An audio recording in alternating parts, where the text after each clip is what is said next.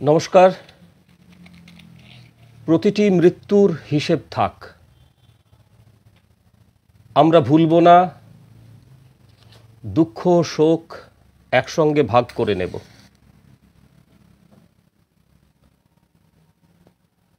দুঃখ শোক একসঙ্গে ভাগ করে নেব, শুধু মহামারীতে নয়, মহামারীর ফলে অপরিকল্পিত লকডাউনে প্রচুর মানুষের মৃত্যু, কৃষক আন্দোলন থেকে শুরু করে পরিযায়ী শ্রমিকদের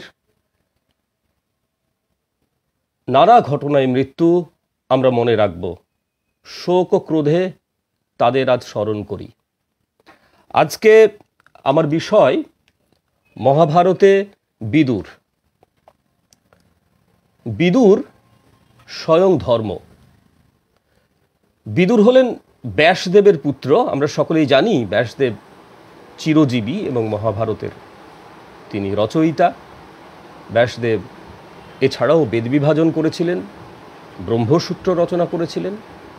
বিদুর ব্যাসদেবের শুধু পুত্র নন, বিদুরের তো নানান পরিচয় আছে। বিদুর একই সঙ্গে বাবা।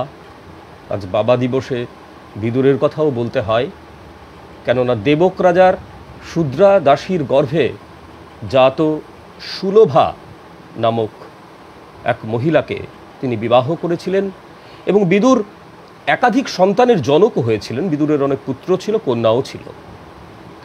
বিদুর স্বয়ং ধর্ম, অর্থাৎ নীতি দেবতা। আমরা জানি যে বিদুর বা স্বয়ং ধর্ম তিনি আত্মহননের পথ অবলম্বন করেছিলেন। প্রায় উপবেশনে তিনি তিরোহিত হন।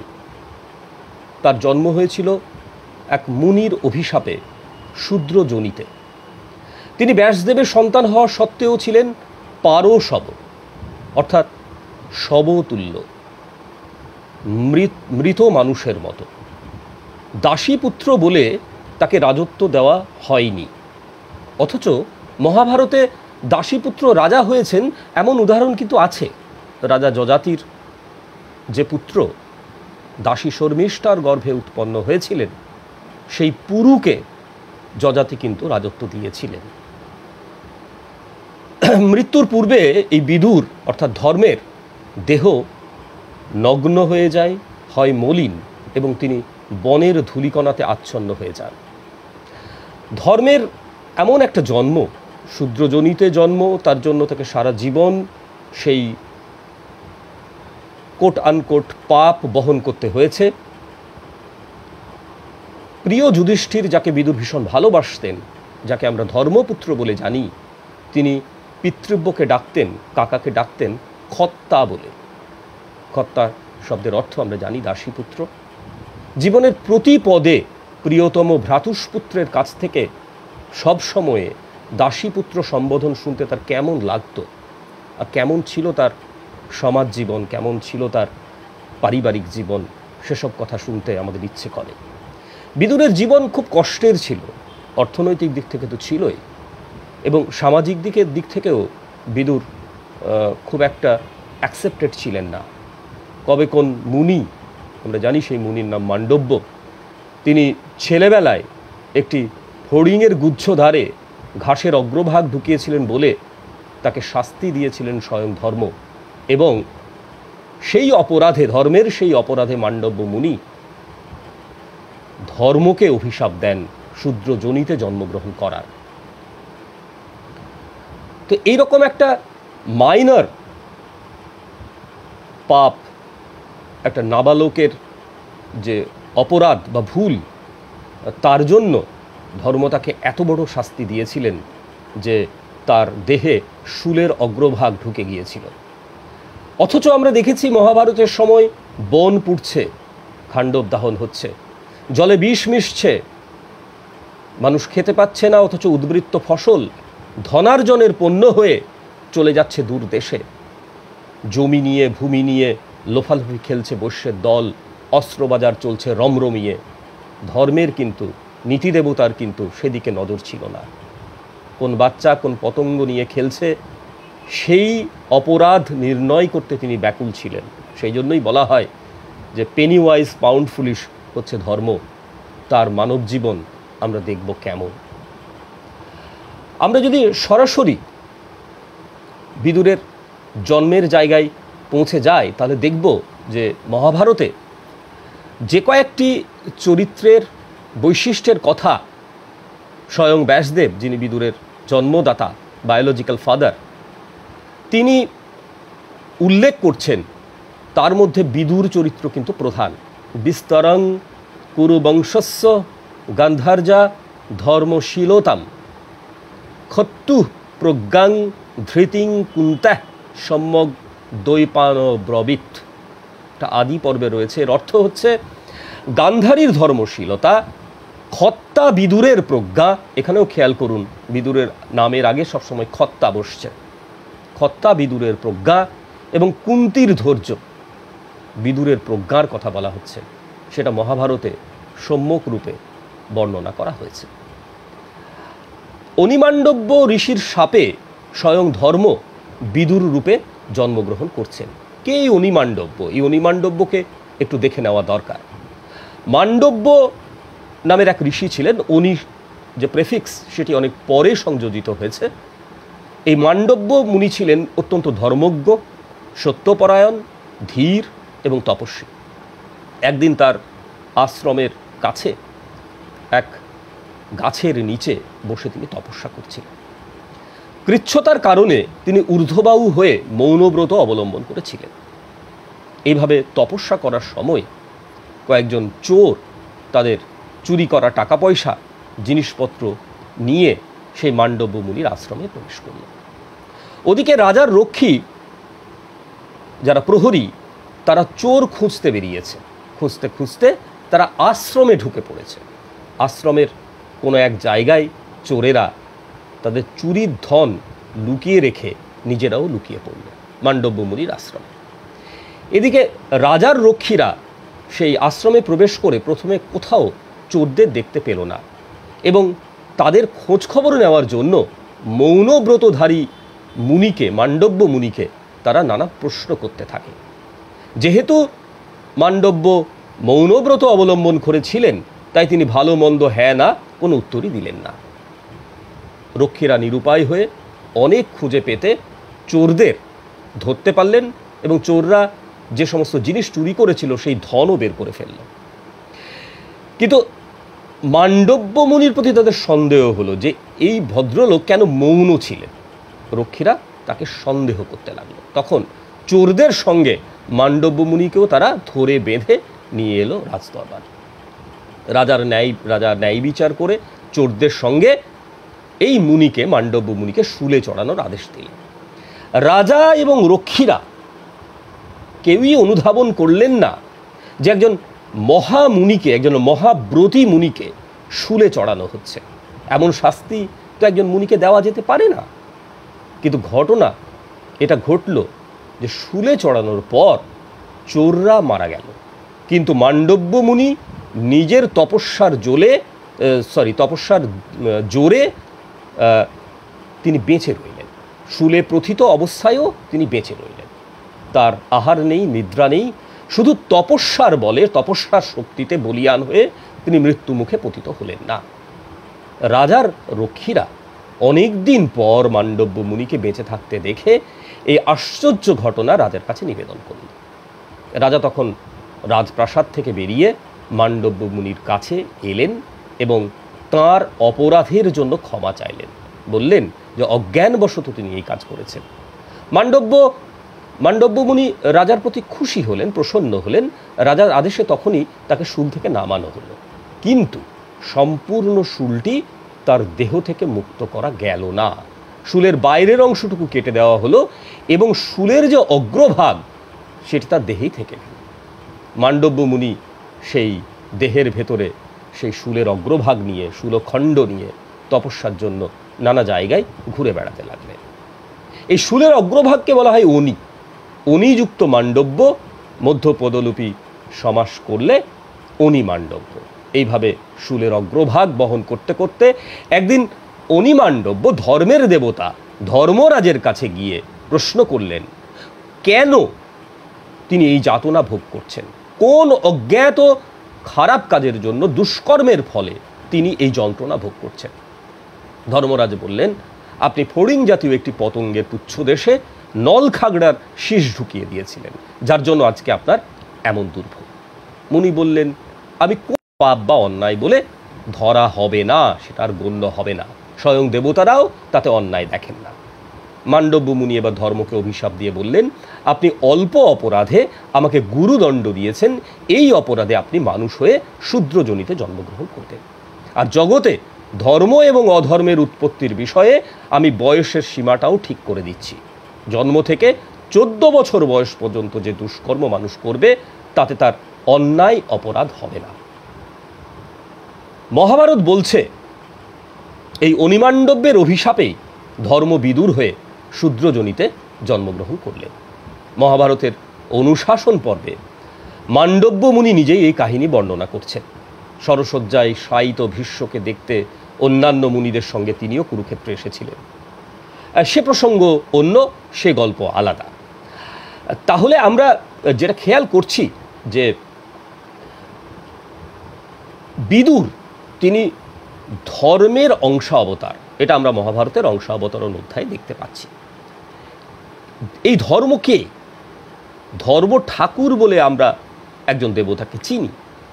তিনি পশ্চিমবঙ্গের রাঢ় অঞ্চলের গ্রামীণ জনসাধারণ কর্তৃক পূজিত একজন হিন্দু দেবতা। তিনি ধর্মরাজ বা কেবলমাত্র ধর্ম নামেও পরিচিত। ধর্ম ঠাকুর মূলত গ্রামের দেবতা, গ্রামীণ দেবতা।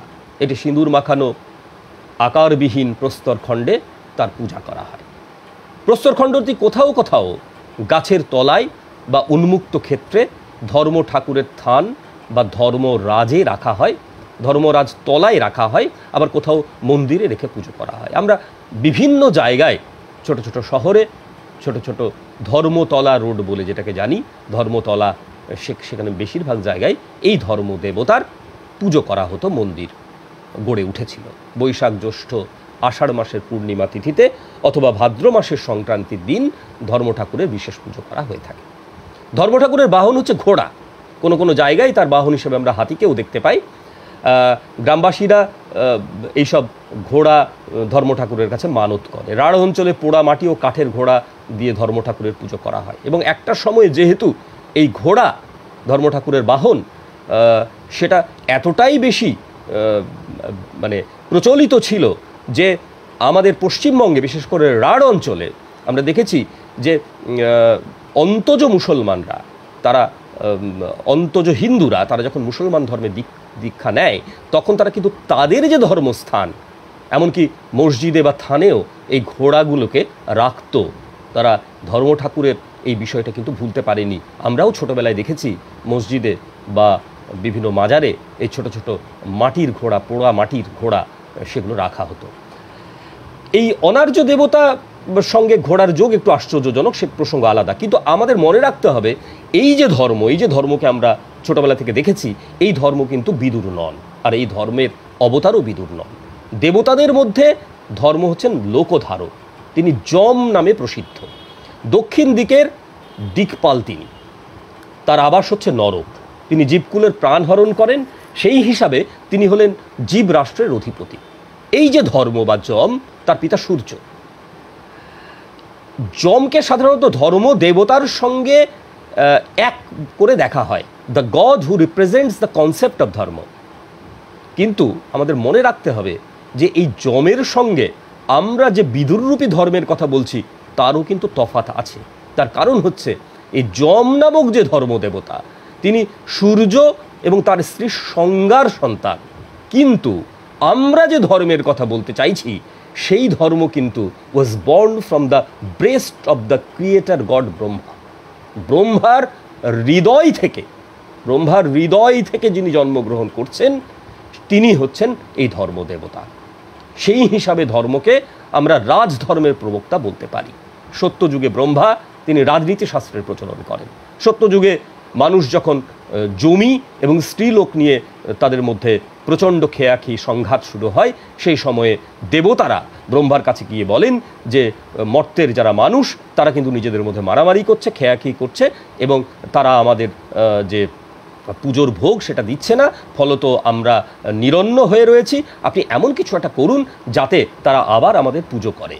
তখন ব্রহ্মা তিনি দণ্ডনীতিশাস্ত্র বা পলিটিক্সের উদ্ভব করেন এবং মনুকে রাজা করে পাঠান এই মর্তের। যাই হোক, বিদুরের কথায় ফিরি আমরা। এই বিদুর হচ্ছেন ধর্মের অবতার। কোন ধর্ম? যে ধর্ম লোকধারক, যে ধর্ম ব্রহ্মার হৃদয় থেকে জাত। বিদুর শব্দের অর্থ কি? বিদ নামক ধাতু থেকে এই শব্দটি এসেছে। ধাতুটির মানে কি? বিদ ধাতু।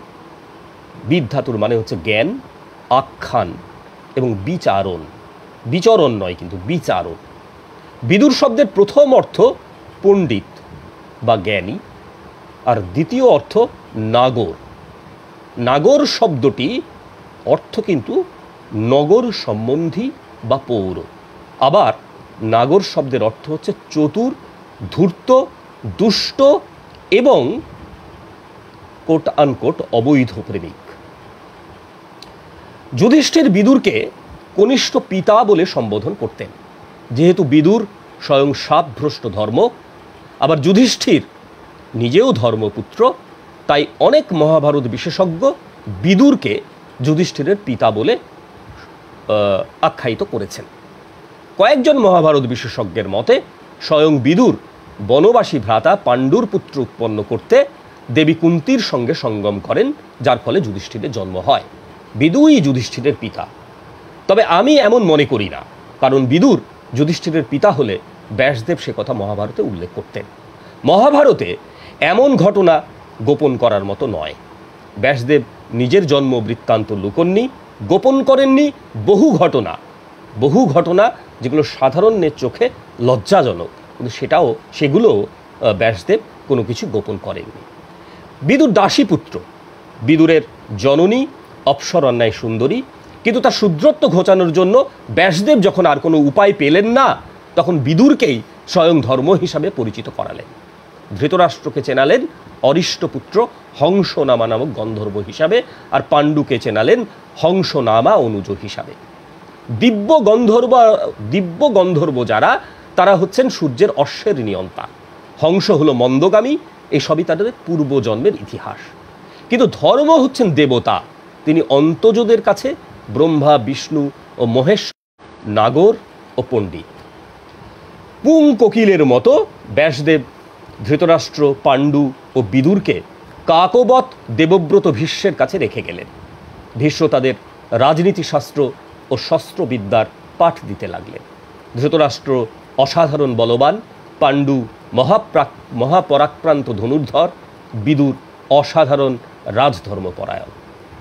ধৃতরাষ্ট্র জন্মান্ধ ও বিদুর দাসী পুত্র বলে পাণ্ডুকে ভীষ্ম রাজপদে বসালেন। পুত্রাদিক্রমে রাজনৈতিক উত্তরসূরি হওয়ার অধিকার মহাভারতে প্রতিষ্ঠিত। মহাভারতের যে রাজতন্ত্র, সেটা উত্তরাধিকার সূত্রেই প্রতিষ্ঠিত। কিন্তু বহু ক্ষেত্রে উত্তরাধিকারীদের স্বাভাবিক অধিকার লোপেরও উদাহরণ আছে। ধৃতরাষ্ট্র ও বিদুর তার জ্বলন্ত উদাহরণ। রাজা না হওয়া সত্ত্বেও ধৃতরাষ্ট্রের অর্ধেক রাজত্বে অধিকার ছিল, একথা মহাভারতে বিধৃত আছে। ধৃতরাষ্ট্রশ্চ পাণ্ডুশ্চ সুতাবেকস্য বিশ্রুত তয় সমানং দ্রবীণং পৈতৃক্রং নাত্র সংশয়। এখানে সঙ্গতভাবে দুটি প্রশ্ন ওঠে। এক, জ্যেষ্ঠপুত্র সিংহাসনের প্রকৃত অধিকারী, অর্থাৎ গোটা রাজ্য তাঁর অধীনে থাকবে। পাণ্ডুও রাজপদের যোগ্য ছিলেন না, সে কথা ব্যাসদেব নিজেই বলেছেন। দুই, যদি সম্পত্তি ভাগ করে দেওয়াই হয়, তাহলে বিদুর কেন সম্পত্তির ভাগ পেলেন না? এই দ্বিতীয় প্রশ্নটি যথেষ্ট তাৎপর্যপূর্ণ। অন্ধত্ব, পারশবত্ব যদি রাজপদের প্রতিবন্ধকতা হয়, তাহলে সম্পত্তি ভাগের ক্ষেত্রে শুধু প্রথম দুটিকে বেছে নেওয়ার মধ্যে এক ধরনের চালাকি আছে। এবং সেই চাতুর্যের প্রধান কাণ্ডারি ছিলেন দু নামক বসু, যিনি অষ্টবসুর অন্যতম, যার মর্তের নাম ভীষ্মদেব, দেবব্রত ভীষ্ম। তিনি রাষ্ট্রের অধিপতি না হয়েও মনুর বিধান মতে রাজনীতিকে প্রভাবিত করে চলেছেন। প্রাক্তন পরাশর পত্নী সত্যবতী কিংবা সত্যবতী পুত্র ব্যাসদেব এখানে গাঙ্গেয়র কাছে সম্পূর্ণ পরাস্ত। ধৃতরাষ্ট্র পাণ্ডুর মধ্যে কে রাজা হবেন তা নিয়ে হস্তিনাপুর ছিল দ্বিধা বিভক্ত। একটি ক্ষমতাশালী গোষ্ঠী চাইছিল ধৃতরাষ্ট্র যেহেতু জ্যেষ্ঠ, তাই তাঁর রাজা হওয়া উচিত, কিন্তু আরেকটি দল চাইছিল পাণ্ডু সিংহাসনে বসুন। তাদের যুক্তি ছিল ধৃতরাষ্ট্র যেহেতু জন্মান্ধ তাই তিনি শাসক হওয়ার উপযুক্ত নন, কিন্তু এমন বিধান মনু বা অন্য কোনো আচার্য দিয়ে যাননি। এই রাজনীতিটা করেছিলেন স্বয়ং বিদুর। অন্যদিকে ধৃতরাষ্ট্রকে রাজা করতে চেয়েছিলেন দেবব্রত ভীষ্ম। পাণ্ডুরও যেহেতু নানান রকমের গোলমাল ছিল, পাণ্ডু আমরা জানি যে তিনি জন্মদোষ ছিল তার, এবং তিনি ধৃতরাষ্ট্রের অনুজ, তাই ভীষ্ম ধৃতরাষ্ট্রকেই শেষ অবধি রাজপদে বসাতে উৎসুক হলেন, রাজি হলেন। শেষমেশ ঠিক হলো যে হস্তিনার উত্তরাধিকারী বাঁচবেন স্বয়ং রাজমাতা সত্যবতী, যিনি ধৃতরাষ্ট্র, পাণ্ডু ও বিদুরের ঠাকুমা। সত্যবতীও চেয়েছিলেন তার বড় নাতি, বড় পুত্র শাসক হন, ধৃতরাষ্ট্র হন শাসক। কেননা তিনি শাস্ত্রজ্ঞ, তিনি বলবান, তিনি বীর ক্ষত্রিয়। পক্ষান্তরে পাণ্ডু ধনুর্ধর হলেও বলবান নন, রোগাভোগা মানুষ। বিদুর ও ভীষ্মের সঙ্গে দীর্ঘ আলাপ আলোচনা হলো। সেই আলোচনায় ধৃতরাষ্ট্রকে রাজা হিসাবে ঘোষণা করার সিদ্ধান্ত নেওয়া হলো। যথাসময়ে ভীষ্ম সত্যবতীর আদেশে প্রধানমন্ত্রী হিসাবে বিদুরের নাম ঘোষণা করলেন। এরপরে সৈন্যাধ্যক্ষ হিসাবে পাণ্ডুর নাম ঘোষিত হলো। এরপরে যখন রাজা হিসাবে ধৃতরাষ্ট্রের নাম ভীষ্মদেব বলতে গেলেন, সেই সময়ে বেঁকে বসলেন নবনিযুক্ত প্রধানমন্ত্রী বিদুর এবং সৈন্যাধ্যক্ষ পাণ্ডু। বিদুর জানালেন যিনি চোখে দেখেন না তিনি হবেন রাজা। পুরাণের নানা উদাহরণ টেনে বিদুর অন্ধকে রাজা করার তীব্র বিরোধিতা করলেন। প্রজারা ধৃতরাষ্ট্রের পক্ষে থাকলেও রাজপ্রাসাদের যে কিচেন ক্যাবিনেট, সেই কিচেন ক্যাবিনেটের রাজনীতিতে পরাজিত হলেন ধৃতরাষ্ট্র, ভীষ্ম, এমনকি রাজমাতা সত্যবতীও। শেষমেশ ঠিক হলো পাণ্ডু রাজা হলেও হস্তিনা রাজ্যের, এই রাষ্ট্রের অর্ধেক মালিক হবেন ধৃতরাষ্ট্র। আচার্য মনুর মতে যার বেদে দীক্ষা নেই তিনি রাজা হতে পারেন না। সেই হিসাবে ধৃতরাষ্ট্র ছিলেন যোগ্যতম ব্যক্তি। ধৃতরাষ্ট্র বেদ, ধনুর্বেদ, গদাযুদ্ধ, অসিযুদ্ধ, গজশিক্ষা, নীতিশাস্ত্র, ইতিহাস, পুরাণ সব বিষয়ে পণ্ডিত ছিলেন। পক্ষান্তরে পাণ্ডু এগুলো জানলেও তিনি সন্তান উৎপাদনে ছিলেন অক্ষম। তার উপর ধৃতরাষ্ট্র অগ্রজ এবং পাণ্ডু অনুজ। দুজনেই তারা ক্ষত্রিয়া মাতার সন্তান। বিদুর সুস্থ দেহের অধিকারী হলেও দাসীপুত্র এবং শূদ্র বা পারসব, তাই তার বেদ পাঠে অধিকার নেই। এই কারণে তিনি রাজা হিসেবে মনোনীত হতে পারেননি। দাসীপুত্র বলে তিনি রাজা হননি, কেউ কেউ বলেন তিনি পারসব বলে রাজা হতে পারেননি। পাণ্ডুকে রাজমুকুট পরিয়ে সিংহাসনে বসালেও হস্তিনায় রাজা সম্পর্কে যে বিতর্ক সেটা কিন্তু থেমে গেল না। প্রজাদের একটা বড় অংশ এবং প্রাসাদের একটি শক্তিশালী গোষ্ঠী ধৃতরাষ্ট্রকে শাসক হিসাবে দেখতে চাইলেও বিদুরের রাজনীতির চালে পাণ্ডুই শেষ অবধি রাজপদে বহাল থাকলেন। ফলে সমস্ত রাষ্ট্র ক্ষমতা মন্ত্রী বিদুরের হাতে কেন্দ্রীভূত হল। আমরা সরাসরি বিদুরের ব্যাসদেব বিদুরের যে চিত্র অঙ্কন করেছেন সেটা আমরা দেখব। বিচিত্রবীর্যের প্রথমা স্ত্রী যিনি, তার নাম অম্বিকা। তিনি কাশীরাজের কন্যা। আমরা সকলেই জানি কাশীরাজের 3 কন্যাকে, অম্বা, অম্বিকা এবং অম্বালিকাকে স্বয়ম্বর সভা থেকে স্বয়ং ভীষ্ম তুলে এনেছিলেন তার বৈমাত্রেয় ভ্রাতা বিচিত্রবীর্যের সঙ্গে বিবাহ দেবেন বলে। বিচিত্রবীর্য অল্প বয়সে মারা যান। বিচিত্রবীর্যের অগ্রজ চিত্রাঙ্গদ অল্প বয়সে মারা গিয়েছিলেন। বিচিত্রবীর্য মারা যাওয়ার পর তার নিঃসন্তান যে বিধবা 2 স্ত্রী, তার মধ্যে প্রথম স্ত্রী যিনি অম্বিকা, তিনি তার শাশুড়ি সত্যবতীর আদেশে মহর্ষি কৃষ্ণ দ্বৈপায়ন থেকে ধৃতরাষ্ট্রকে লাভ করেছেন। মাতৃদোষে ধৃতরাষ্ট্র জন্মান্ধ হলেন। আমরা সকলেই সে গল্প জানি। অম্বিকা কাছে যখন ব্যাসদেব এলেন, ব্যাসদেবের যে রূপ গন্ধ সেটা অম্বিকা সহ্য করতে পারলেন না। তাকে দেখেই তিনি ভয়ে চোখ বন্ধ করে ফেলেছিলেন। ফলে যে সন্তান জন্ম লাভ করল ব্যাসদেবের ঔরসে, সেটি কিন্তু জন্মান্ধ হলো। তিনি হচ্ছেন ধৃতরাষ্ট্র। সত্যবতী আবারও অম্বিকাকে পুত্র লাভার্থে নিয়োগ করলে অম্বিকা মহর্ষির বিকট রূপ ও উগ্র দেহগন্ধ স্মরণ করে ভীত হয়ে পড়লেন।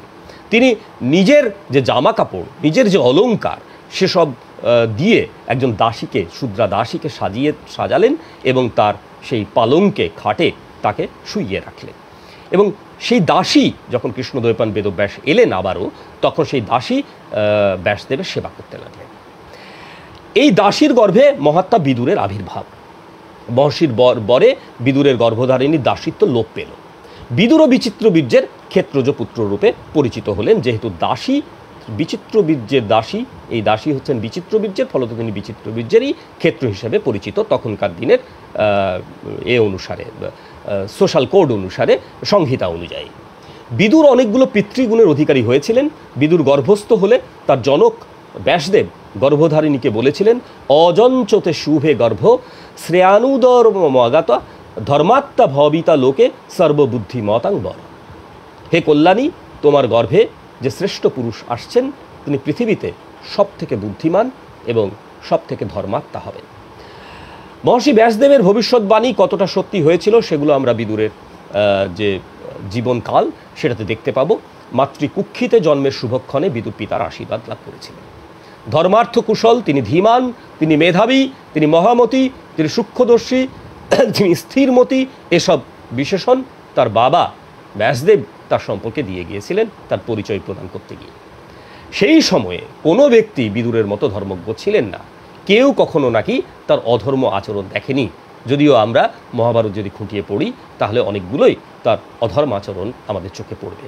ত্রিষু লোকেষু ন তাসিং কশ্চিদ বিদুর সম্মিত ধর্ম নিত্যস্থতা রাজন ধর্মে চ পরমঙ্গত। ভীষ্ম বিদুরকে পুত্রবৎ পালন করেছিলেন এবং বিদুরের শিক্ষা দীক্ষার ব্যবস্থাও তাকে করতে হয়েছিল। বিদুর ধনুর্বেদ, গজশিক্ষা, নীতিশাস্ত্র, ইতিহাস, পুরাণ প্রভৃতিতে শিক্ষিত হয়েছিলেন। পারশব, শূদ্রা জননীর গর্ভে ব্রাহ্মণ জনক থেকে জাত বলে রাজ্যে বিদুরের কোনো অধিকার ছিল না, অথচ তিনি মহামন্ত্রী হয়েছিলেন। পারশব অর্থেই কখনো কখনো আমরা কর্তা শব্দের প্রয়োগ দেখি। ধৃতরাষ্ট্র পাণ্ডুর বিবাহের পর ভীষ্ম মহীপতি, মহীরাজ্যের অধিপতি দেবক নামক যে রাজা, তার পারশবী সুন্দরী কন্যার সঙ্গে বিদুরের বিবাহ দিয়েছিলেন। এই কন্যার নাম আমরা মহাভারতে পাচ্ছি না। পরবর্তীকালে যারা মহাভারতের অনেক গৌণ, মহাভারতের ওপরে যারা অনেক সেকেন্ডারি টেক্সট লিখেছেন তারা এই কন্যার নাম বলছেন সুলভা। যথাসময়ে বিদুর কতগুলো গুণবান পুত্র লাভ করেন। তার পুত্রদের কোনো পরিচয় মহাভারতে আমরা পাচ্ছি না। মহাভারতকার ব্যাসদেব তাদের চরিত্র প্রকাশ করেননি। ধনুর্বেদ শিক্ষা করলেও বিদুর কখনো তার অনুশীলন করেননি। ধৃতরাষ্ট্রের প্রধান অমাত্য রূপে অর্থাৎ প্রধানমন্ত্রী রূপে তার সঙ্গে আমাদের পরিচয় ঘটে। আমরা সকলেই জানি সপ্তাঙ্গ রাষ্ট্রতত্ত্বের কথা। সপ্তাঙ্গ রাষ্ট্রতত্ত্বে প্রথম যে প্রকৃতি, প্রথম যে উপাদান সেটি হচ্ছে রাজা, এবং দ্বিতীয় যে উপাদান সেটি হচ্ছে অমাত্য, অর্থাৎ ক্ষমতার বিচারে রাষ্ট্রের মধ্যে বিদুর ছিলেন দ্বিতীয় শক্তিসম্পন্ন, দ্বিতীয় ক্ষমতাধর। আমরা দেখতে পাচ্ছি বিদুর স্পষ্টবাদী ছিলেন এবং ছিলেন নীতিপরায়ণ, নীতিবিদ। দুর্যোধনের জন্মের পর মহাভারতে যেরকম লিখিত রয়েছে যে নানান রকমের দুর্নিমিত্ত দেখা দিল, সেই ঘোর দুর্নিমিত্ত দেখে বিদুর বুঝতে পেরেছিলেন নাকি যে এই ধৃতরাষ্ট্রের ছেলে থেকে কুরুকুল ক্ষয়প্রাপ্ত হবে। এই পুত্রটিকে ত্যাগ করার জন্য তিনি ধৃতরাষ্ট্রকে পরামর্শ দিয়েছিলেন এবং তিনি বলেছিলেন যে ত্যাজোদেকং কুলস্বার্থে গ্রামে স্বার্থে কুলং ত্যাজেত গ্রামং জনপদ স্বার্থে আত্মার্থে পৃথিবীং ত্যাজেত। কুলকে রক্ষা করবার নিমিত্ত প্রয়োজন হলে ব্যক্তিবিশেষকে ত্যাগ করা উচিত। গ্রামকে রক্ষা করবার জন্য কুলকেও ত্যাগ করতে হয়। জনপদের মঙ্গলের জন্য প্রয়োজন হলে গ্রামকেও ত্যাগ করতে হয়। আর নিজেকে রক্ষা করার জন্য পৃথিবী বলতে এখানে দেশ বোঝানো হচ্ছে, দেশকে যদি ত্যাগ করতে হয় তবে তাও করা উচিত।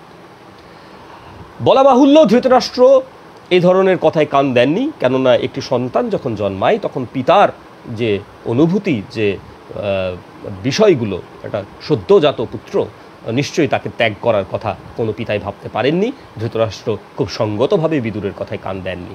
কুরুকুলের সবাই শুভকর্মে ভীষ্মের ন্যায় বিদুরের পাশে, বিদুরের পুরোভাগে দাঁড়াতেন। এমনভাবেই বিদুর তার ক্ষমতার জাল, তার যে শক্তি এবং অন্যান্য তার যে গুণাবলী তা দিয়ে তিনি মোটামুটি সবাইকে সম্মোহিত করে রাখতেন। বিধবা রানী কুন্তী সব বিষয়েই বিদুরকে একমাত্র সহায়ক বলে মনে করতেন।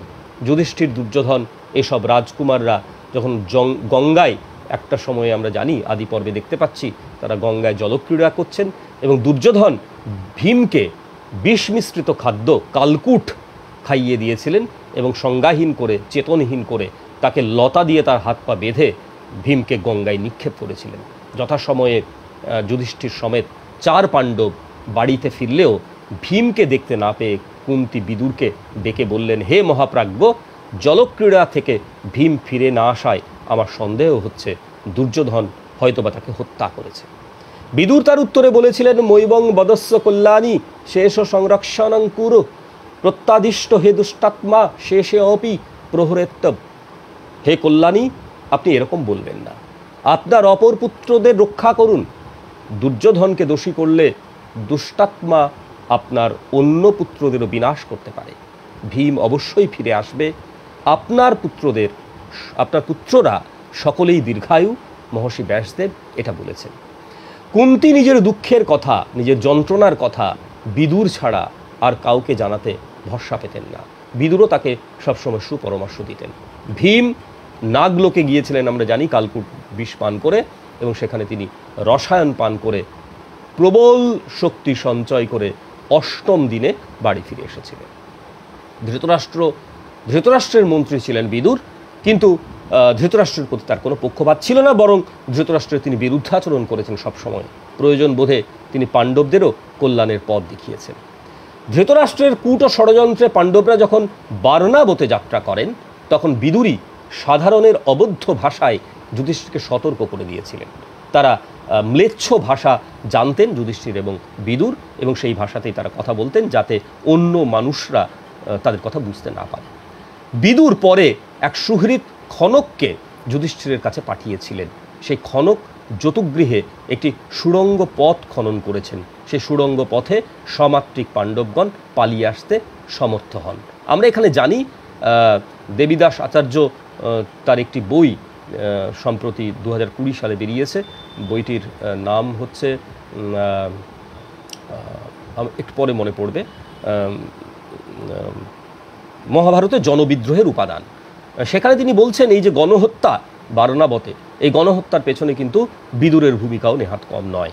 এই যে 5 জন, এক নিষাদী এবং তার 5 পুত্রকে পুড়িয়ে মারার যে ষড়যন্ত্র, এবং পরবর্তী সময়ে ওই দগ্ধ দেহ দেখে যাতে দুর্যোধন বুঝতে পারেন যে পাণ্ডবরাই কুন্তী সমেত ওখানে দগ্ধ হয়ে মারা গিয়েছেন, এবং তাদের চোখে এরকমভাবে ধুলো দেওয়ার জন্য এই যে নিষাদী এবং তার 5 পুত্রকে মদ টদ খাইয়ে ওখানে ঘুম পাড়িয়ে তারা সুড়ঙ্গ দিয়ে পালিয়ে গেলেন, এতে করে একটা ভয়ঙ্কর রকমের পাপ কিন্তু বিদুরের উপরেও বর্তায়।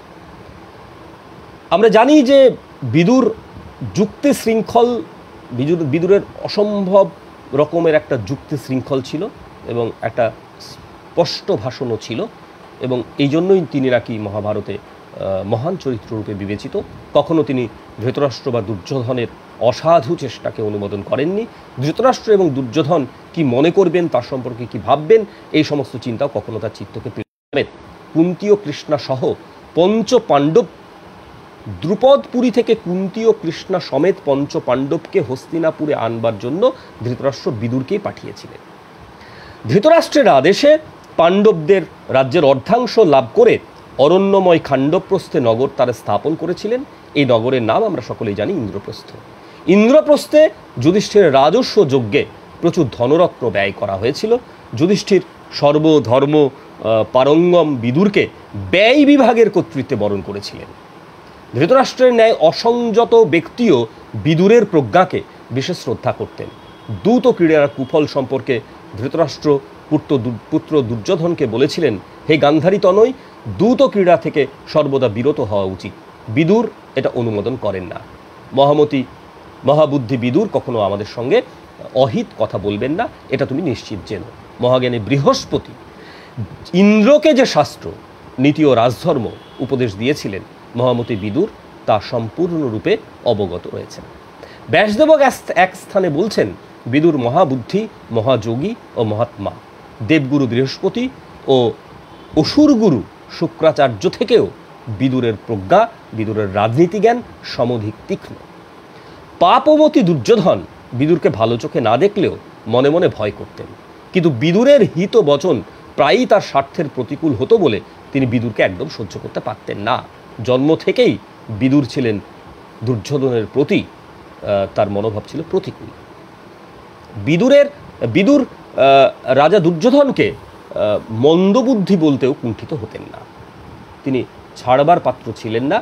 তিনি স্পষ্ট ভাষায় দুর্যোধনকে বলতেন প্রায়ই মাঝে মাঝেই বলতেন, অত প্রিয়ং চেদুনুকাঙ্ক্ষস্যে তং সর্বেষু কার্যেষু হিতাহিতেষু শ্রিয়শ্চ রাজন জড় পঙ্গুকাশ্চ, আমার সংস্কৃত উচ্চারণ খুব খারাপ, সংপৃচ্ছ তং তাদৃশাংশ্চ চৈব সর্বান।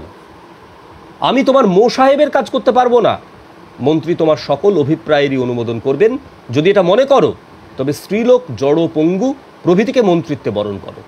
বিদুর দুর্যোধনকে আরও বলেছিলেন, প্রিয় বক্তা অসৎ লোকের অভাব হয় না, কিন্তু অপ্রিয় হিত বচনের বক্তা এবং শ্রোতা দুই দুর্লভ। তার ন্যায় বিদুরের মতো দূরদৃষ্টি সম্পন্ন ব্যক্তি মহাভারতে বিরল। পাশা খেলার পরে দ্রুতক্রীড়ার শেষ পরিণতি মহাযুদ্ধ, এই কথা বিদুর প্রথমে বুঝতে পেরেছিলেন। শকুনির প্ররোচনায় যুধিষ্ঠির যখন দ্রুতক্রীড়ায় দ্রৌপদীকে পণ রাখলেন, তখন সভাস্থলে বৃদ্ধদের মুখ থেকে ধিক্কার শব্দ উত্থিত হয়েছিল। ভীষ্ম, দ্রোণ, কৃপাচার্য এইসব সভ্যগণের শরীর ঘর্মাক্ত হয়ে গেল। অনেকের নেত্র অশ্রুসজল বাষ্পাকুল হয়ে পড়ল। বিদুর মাথায় হাত দিয়ে মুখ নিচু করে অধোমুখে অচেতনের মতো বসে থাকলেও বিষধর সাপের মতো নিঃশ্বাস ত্যাগ করছিল। এইবারের পরেও যুধিষ্ঠির হারলেন। ধৃষ্ট দুর্যোধন দ্রৌপদীকে সভাস্থলে উপস্থিত করবার জন্য প্রথমে বিদুরকে আহ্বান করেন। বিদুর যেহেতু মন্ত্রী, প্রধানমন্ত্রী, বিদুর বললেন, হে মন্দ বুদ্ধি, তোমার নিতান্ত খারাপ সময় আগত, দুঃসময় আগত উপস্থিত, এই জন্য হরিণ হয়ে বাঘদের তুমি কোপ বৃদ্ধি করছো। তোমার মাথার উপরে কুপিত বিষধর ফনা অপেক্ষা করছে, তার কোপ বৃদ্ধি করে নিজের মৃত্যুকে ডেকো না। দুর্যোধন বিদুরের উপদেশ শুনলেন না। বিদুর সভাস্থলে বারবার বলতে লাগলেন, অন্ত নূনং ভবিতায়ং কুরুনাম। মূঢ় দুর্যোধন কিছুতেই আমার উপদেশে কর্ণপাত করছে না। কুরুকুলের ধ্বংস, কুরুকুলের বিনাশ সুনিশ্চিত। বিদুর বলছেন, যুধিষ্ঠির পূর্বে স্বয়ং পঞ্জিত হওয়ায় পরাধীন হয়েছেন। দ্রৌপদীকে পণ রাখার কোনো অধিকার তার নেই, সুতরাং দ্রৌপদী দাসী হতে পারেন না। অহংকারী দুর্যোধন বিদুরের কথা গ্রহণ করলেন না, পরন্তু তাকে ধিক্কার দিয়ে প্রাতিকামীর দ্বারা দ্রৌপদীকে দ্রুত সভায় উপস্থিত করতে চাইলেন। প্রাতিকামী ভয় পেয়ে গেল। পরে পণে জিতা দ্রৌপদীর চুল ধরে দুঃশাসন তাকে একবস্ত্রা এবং রজস্বল অবস্থায় সভায় নিয়ে এলেন। ভীষ্ম, দ্রোণ ও কৃপের কপালে ঘাম দেখা দিল। অন্য সদস্যদের চোখে জল পড়তে লাগলো, কিন্তু সবাই নীরব দর্শক। অসহায় দ্রৌপদী সভাস্থিত মানুষদের, বিশেষ করে প্রবীণদের ভৎসনা করতে লাগলেন।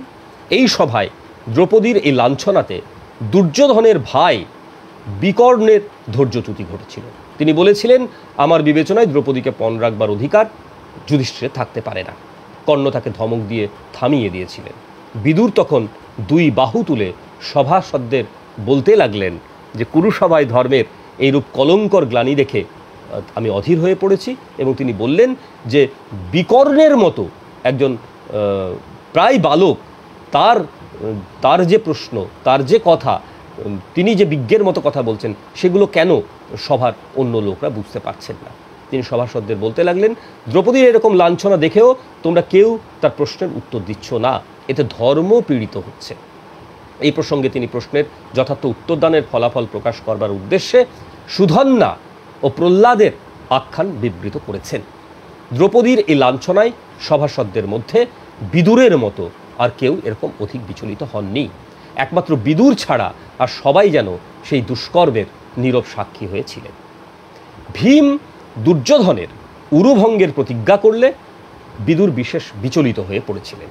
তখন বললেন যে, হে ধৃতরাষ্ট্রের নন্দন, হে ধৃতরাষ্ট্রের পুত্রগণ, সভাস্থলে কুরু নারীকে পণ রেখে দ্রুত ক্রীড়া করায় তোমাদের ঘোরতর অমঙ্গল উপস্থিত হবে। দ্রৌপদীর লাঞ্ছনার সময় বিদুর প্রতিবাদ করেছেন, প্রতিবাদে ফল হয়নি। কুন্তী পরে এক স্থানে সে কথাই বলছেন। দ্রৌপদীর এই লাঞ্ছনার পর নানাবিধ অশুভ সূচক দুর্নিমিত্ত দেখা দিল। ভীষ্ম, বিদুর প্রমুখ মহাপুরুষরা অস্থির হয়ে উঠলেন। বিদুরের পরামর্শে ধৃতরাষ্ট্র দ্রৌপদীকে বর দিয়ে কোনো রকমে আপাতত বিবাদ মিটিয়েছেন। আবার যখন অনুদূত পর্বাধ্যায়ে আমরা দেখছি, আবার যখন পাশা খেলার পরামর্শ হচ্ছে, তখনও কিন্তু বিদুর কঠোর ভাষায় বাধা দিচ্ছেন, কিন্তু ধৃতরাষ্ট্র তার বাধা শুনছেন না। পাণ্ডবদের অরণ্যযাত্রার আগে পাশা খেলা হেরে যাওয়ার পর বিদুর যুধিষ্ঠিরের কাছে প্রস্তাব করলেন কুন্তী, তাদের মা কুন্তী দেবী, তাঁরই গৃহে সসম্মানে অবস্থান করবেন। যুধিষ্ঠির সানন্দে সেই প্রস্তাব সমর্থন করেছেন। বিদুরই এই প্রস্তাব দিয়েছিলেন। তখন বিদুর পাণ্ডবদের অনেক উপদেশ দিয়েছিলেন সকলের সাক্ষাতে। সেই সকল উপদেশ দিতে তিনি বিন্দুমাত্র দ্বিধা করেননি। তিনি প্রথমেই বলছেন যে বৎস যুধিষ্ঠির, ধর্ম বিগর্হিত উপায়ে যদি কেউ জয়লাভ করে তবে তার ব্যথিত হবার কোনো কারণ নেই। আবার ধর্ম বিগর্হিত কারণে কেউ যদি হেরে যায়, বৎস যুধিষ্ঠির, ধর্ম বিগর্হিত উপায়ে যদি কেউ বিজিত হয়, যদি কেউ পরাজিত হয়, তবে তার ব্যথিত হবার কোনো কারণ নেই। তোমাদের মঙ্গল হোক, তোমরা আবার ফিরে আসবে এবং তোমাদের কল্যাণময় দেখব। এই সান্ত্বনা বাক্যে বিদুরের যে সমবেদনা প্রকাশ পেয়েছে তা বিশেষ মহৎ অন্তঃকরণের পরিচয়। যাত্রাকালে তিনি যুধিষ্ঠিরকে আশীর্বাদ করছেন, তুমি ভূমি থেকে ক্ষমা, সূর্যমণ্ডল থেকে তেজ, বায়ু থেকে বল এবং ভূত সমূহ থেকে সম্পদ লাভ করো। পাণ্ডবদের অরণ্যযাত্রার পর ধৃতরাষ্ট্র খুব চিন্তিত ও ভীত হয়ে পড়লেন। তিনি বিদুরকে ডেকে পাঠালেন। বিদুর এলে বিদুরের কাছ থেকে তিনি জানতে চাইলেন পাণ্ডবরা কিভাবে অরণ্যযাত্রা করেছে। উত্তরে বিদুর বললেন, যুধিষ্ঠির কাপড় দিয়ে মুখ ঢেকে, ভীম তার বিশাল বাহুযুগলের প্রতি ঘন ঘন দৃষ্টি নিক্ষেপ করে এবং অর্জুন ধূলি মুষ্টি বিকীর্ণ করতে করতে চলেছেন। সহদেব মুখমণ্ডল আলেপন করে এবং নকুল সারা দেহে ধুলো মেখে গমন করছেন। আর দ্রৌপদী, তিনি চুলের দ্বারা মুখ আচ্ছাদন করে যাচ্ছেন। আর পুরোহিত ধৌম, রুদ্র ও যম দেবতার সামগান করতে করতে চলেছেন। পাণ্ডবরা কেন এইভাবে গমন করছেন? ধৃতরাষ্ট্রের এই প্রশ্নে বিদুর বলছেন যে কপট দূতে রাজ্যভ্রষ্ট হওয়ায় যুধিষ্ঠির অত্যন্ত ক্রুদ্ধ হয়েছে। তার ক্রোধ উদ্দীপ্ত চক্ষু যার উপরে পতিত হবে তার অকল্যাণ হবে, এই জন্য তিনি মুখ ঢেকেছেন। এই অকল্যাণ নিবারণের নিমিত্ত তিনি নয়ন আবৃত করেছেন। ধর্মরাজ যুধিষ্ঠিরের আচরণের বর্ণনা করতে বিদুর খুব উৎসাহ দেখাচ্ছেন এবং যুধিষ্ঠিরের ধর্মবুদ্ধির প্রশংসা তিনি ধৃতরাষ্ট্রের সামনে একটু বেশি বেশি করে যেন বলছেন। অন্যান্য পাণ্ডবরা, দ্রৌপদী ও পুরোহিত ধৌমের আচরণেও ভবিষ্যতে কুরুবংশের মহাবিপদ যে আসন্ন, এটাও বিদুর প্রত্যেকের আচরণের তাৎপর্য প্রকাশ করে ধৃতরাষ্ট্রকে বলছেন। যুধিষ্ঠির এবং অন্যান্যরা তারা বনে চলে গেল। বনে চলে যাওয়ার পর কুরু রাজ্যে নানান রকমের উৎপাত দেখা দিল। মেঘমুক্ত আকাশে বিদ্যুৎপাত, অর্থাৎ বিনা মেঘে বজ্রপাত, ভূমিকম্প, অকালে সূর্যগ্রহণ প্রভৃতি নানা দুর্লক্ষণ সে সময় উপস্থিত হল।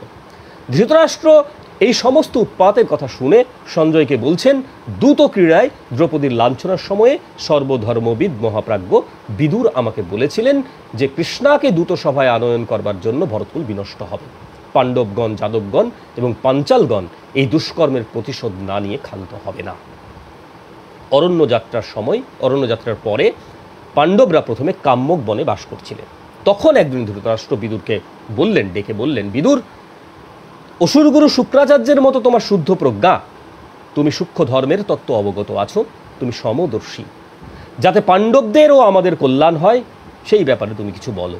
ধৃতরাষ্ট্র বুঝেছিলেন যে কপট দূতে অন্যায় পাশা খেলায় পাণ্ডবদের নির্বাসিত করার ফলে প্রজাদের একাংশ বিদ্রোহী হয়েছে, এতে নিজেরই রাজ্যচ্যুতির আশঙ্কা রয়েছে। ধৃতরাষ্ট্রের আশঙ্কা বুঝতে পেরে বিদুর বললেন, মহারাজ, ধর্ম, অর্থ, কাম এই ত্রিবর্গের মধ্যে ধর্মই মূল, রাজ্যেরও মূল ধর্ম। এ প্রসঙ্গে জানিয়ে রাখি, আমরা চতুর্বর্গ বলতে ধর্ম, অর্থ, কাম ও মোক্ষ বুঝি, কিন্তু মোক্ষ ক্ষত্রিয়দের জন্য ত্রিবর্গ, ক্ষত্রিয়দের জন্য মোক্ষ কোনো পুরুষার্থ নয়। বিদুর বলছেন ধৃতরাষ্ট্রকে, মহারাজ, ধর্ম, অর্থ, কাম এই ত্রিবর্গের মধ্যে ধর্মই হচ্ছে মূল, রাজ্যের মূল ধর্ম। তুমি ধর্মে নিষ্ঠাবান হয়ে আপন পুত্রদের ও পাণ্ডবদের রক্ষা করো। দূত সভায় শকুনি প্রভৃতি যে পাপী মানুষরা, তারা ধর্মের বিনাশ সাধন করছে। তোমার এই দুষ্কর্মের একমাত্র প্রতিকার হলো, ধৃতরাষ্ট্রকে বলছেন বিদুর, তোমার এই দুষ্কর্মের একমাত্র প্রতিকার হলো পাণ্ডবদের ফিরিয়ে এনে তাদেরকে অর্ধেক রাজ্য দেওয়া। অচিরে পাণ্ডবদের ফিরিয়ে এনে শকুনিকে অপমান করো, যদি তা অচিরে না করো তাহলে কিন্তু সমূহ সর্বনাশ। তারপর বিদুর পাণ্ডবদের অসাধারণ বীরত্বের কথা শুনিয়ে আবার বললেন, মহারাজ, দুর্যোধন যদি তোমার কথা না শোনে তবে তাকে নিগৃহীত করো, পরিত্যাগ করো। আগেও তোমাকে আমি এই পরামর্শ দিয়েছিলাম, তুমি গ্রহণ করোনি। এখনও আমার কথা না শুনলে তুমি পরে অনুতপ্ত হবে। যুধিষ্ঠিরকে সিংহাসনে প্রতিষ্ঠিত করো, তিনি রাজা হলে সবাই বশীভূত হবে। প্রকাশ্য সভায় দুঃশাসন, ভীম ও দ্রৌপদীর নিকট ক্ষমা প্রার্থনা করুন। দুঃশাসনকে ক্ষমা প্রার্থনা করতে হবে। ধৃতরাষ্ট্র এই সকল মঙ্গল বচন, হিত বচন শুনে ক্রুদ্ধ হলেন। তিনি বললেন, আমি স্পষ্ট বুঝতে পারছি তুমি আমার মঙ্গলের জন্য, আমার সন্তানের মঙ্গলের জন্য কোনো পরামর্শ দিচ্ছ না, তুমি আমাকে কুটিল উপদেশ দিচ্ছ। তুমি পাণ্ডুর ছেলেদের, যারা আদৌ পাণ্ডুর ছেলে নয়, তাদের সপক্ষে কথা বলছো। সর্বদাই তোমাকে আমি সম্মান করে থাকি, অতএব তুমি ইচ্ছা করলে এখান থেকে চলেও যেতে পারো, থাকতেও পারো। বহু সম্মান পেয়েও অসতী স্ত্রী বশীভূত হয় না। এই বলে ক্রুদ্ধ ধৃতরাষ্ট্র আসন ত্যাগ করে অন্তঃপুরে চলে গেলেন। ধৃতরাষ্ট্রের ধৃষ্টতায় বিদুর স্পষ্ট বুঝতে পেরেছিলেন নেদমস্তিতি, এই কুরুকুলকে কিছুতেই রক্ষা করা যাবে না, এর ধ্বংস অনিবার্য। বিদুর মনের দুঃখে কাম্যক বনে চলে গেলেন। পাণ্ডবদের কাছে উপস্থিত হয়ে ধৃতরাষ্ট্রের মূঢ়তার বিবরণ প্রকাশ করলেন। এদিকে বিদুরের যে প্রভাব এবং বুদ্ধি, সেসব কথা স্মরণ করে ধৃতরাষ্ট্র ভাবতে লাগলেন, বিদুরকে যদি পাণ্ডবরা সহায়ক রূপে পায় তাহলে তারা আরও বেশি শক্তিশালী হয়ে উঠবে। যেভাবেই হোক বিদুরকে পাণ্ডবদের থেকে বিচ্ছিন্ন করা চায়। অন্ধ রাজা ধৃতরাষ্ট্র তিনি সঞ্জয়কে পাঠালেন বিদুরকে ফিরিয়ে আনতে এবং ক্ষমা প্রার্থনা করে পাঠালেন। জ্যেষ্ঠ ভ্রাতার করুণ বচনে বিদুরের রাগ পড়ল, ক্রোধের উপশম হল। আবার দুই ভাইয়ের মিলন ঘটল। কিন্তু পাণ্ডবদের বনবাসের 13 বছরের মধ্যে বিদুর অযাচিতভাবে ধৃতরাষ্ট্রকে আর কোনো পরামর্শ দেননি। ধৃতরাষ্ট্র পাণ্ডবদের বিষয়ে বিদুরের কাছ থেকে আর কোনো পরামর্শ চাননি। পাণ্ডবদের অজ্ঞাতবাসের সময় বিরাটের যে গোহরণের জন্য যখন পরামর্শ সভা বসেছিল, বিদুর সেই সভায় আসেননি, উপস্থিত হননি। ভীষ্ম, দ্রোণ, কৃপাচার্য প্রভৃতি বীররা সেই দুষ্কর্মে দুর্যোধনের সহায় হয়েছিলেন। বিদুর ভেবেছিলেন, ভীষ্ম, দ্রোণ যখন আপনাকে দুর্যোধনের অর্থপুষ্ট বলে মনে করেন এবং দুষ্কর্মের দ্ব্যর্থহীন ভাষায় প্রতিবাদ জানাতে সাহসী হন না, তখন ধৃতরাষ্ট্রকে বা দুর্যোধনকে অযাচিতভাবে সাধু পথের, ভালো পথের নির্দেশ দিতে যাওয়া মূঢ়তা মাত্র, বোকামির পরিচয়। গোহরণ পর্বে কৌরব শিবিরে কর্ণের আত্মশ্লাঘা সহ্য করতে না পেরে অশ্বত্থামা যখন কর্ণকে অনেক কটু কথা বলছেন, তখন এটাও বলছেন, তত্র কিং বিদ্রোহ ব্রবীত। একবস্ত্রা রজস্বলা কৃষ্ণার লাঞ্ছনায় তুমিও লিপ্ত ছিলে, তুমিও ধর্মের মূলোচ্ছেদ করেছ। সেই সময়ে বিদুর যা বলেছেন তা স্মরণ করো।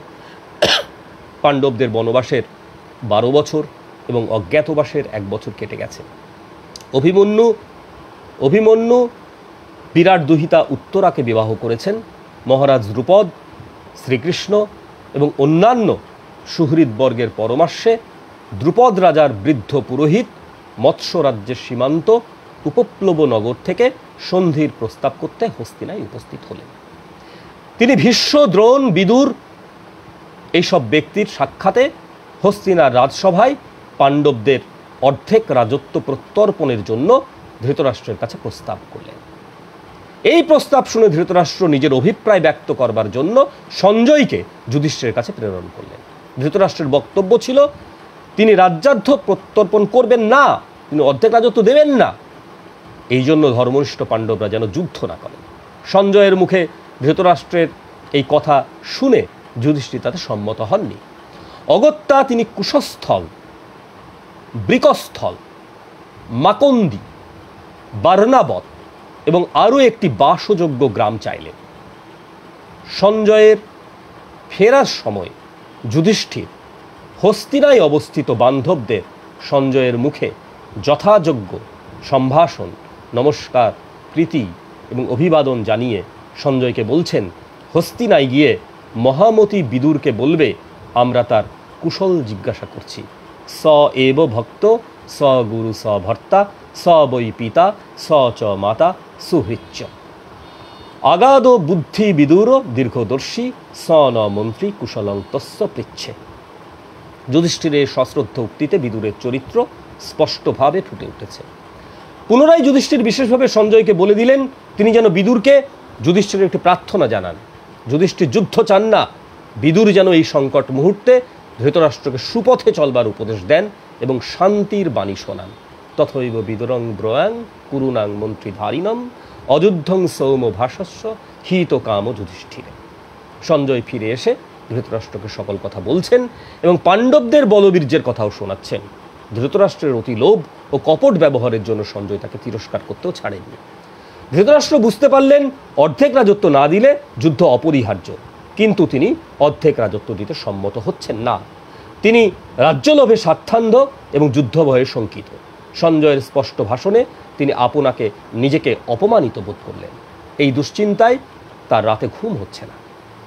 উদ্যোগ পর্বের এই অংশের নাম প্রজাগর পর্ব। ধৃতরাষ্ট্র মহাপ্রাজ্ঞ বিদুরকে এনে তার কাছে হিত বচন শুনতে চাইলেন, পরামর্শ চাইলেন।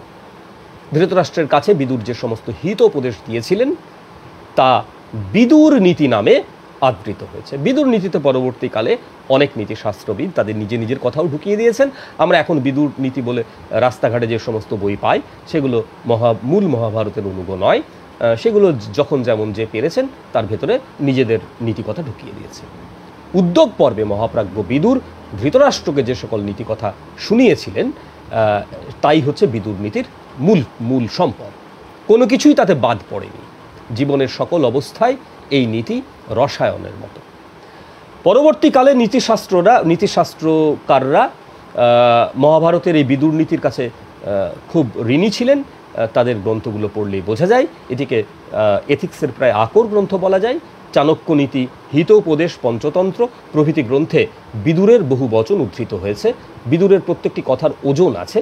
তিনি যে স্বভাবত মিতভাষী ছিলেন তাও তার এই বিদুর নীতি বইটি পড়লে বোঝা যায়।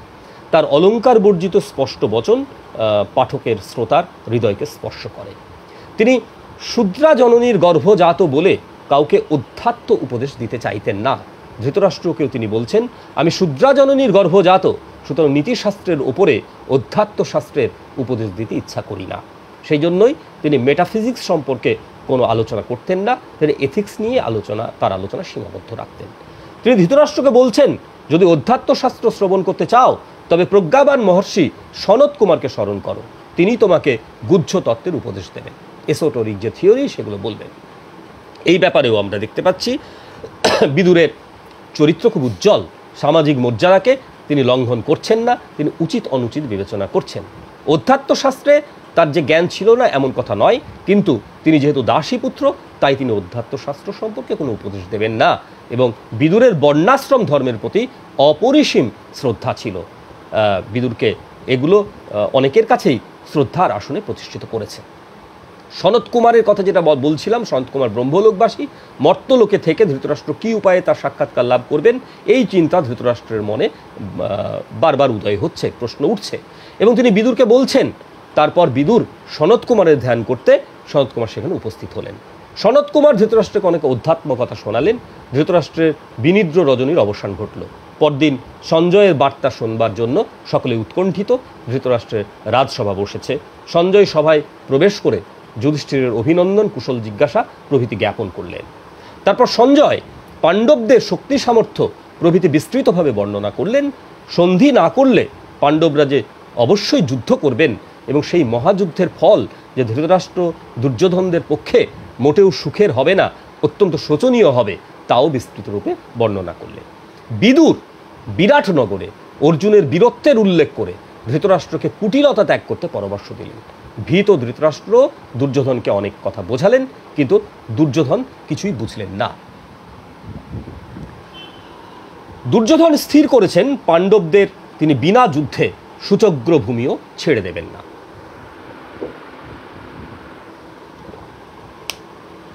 তখন বিদুর ধৃতরাষ্ট্রকে বলছেন, রাজা, তোমার পুত্রগণ শুধু মধুচক্রই দেখছে, কিন্তু এই মধুচক্র যে তৃণাচ্ছন্ন কূপের মধ্যে ঝুলছে মোহবশত তা দেখতে পাচ্ছে না। পাণ্ডব এবং কৌরবদের মধ্যে শান্তি স্থাপনের জন্য শ্রীকৃষ্ণ পাণ্ডবদের দৈত্য স্বীকার করে ধৃতরাষ্ট্রের কাছে এসেছেন। ধৃতরাষ্ট্র ভাবলেন অর্থ প্রভৃতি উপচারের বাহুল্যে কৃষ্ণকে বশীভূত করবেন। বশীভূত করে তিনি পাণ্ডবদের থেকে তাকে বিচ্ছিন্ন করবেন, পাণ্ডবদের কাছ থেকে তাকে বিচ্ছিন্ন করবেন। আমরা সকলেই জানি যে শ্রীকৃষ্ণের সঙ্গে দুর্যোধনের একটা সম্পর্ক রয়েছে, তার সম্পর্কে বৈবাহিক। সেইভাবে তোড়জোড় শুরু হলো যে কিভাবে কৃষ্ণকে প্রলোভন দেখিয়ে নিজেদের পক্ষে আনা যায়। মহাবুদ্ধি বিদুর ধৃতরাষ্ট্রের মনোভাব বুঝতে পেরে সাবধান বাণী উচ্চারণ করলেন। তিনি ধৃতরাষ্ট্রকে বললেন, আপনি অর্থের দ্বারা কৃষ্ণকে বশ করতে চাইছেন, কিন্তু সেটা সম্ভব হবে না।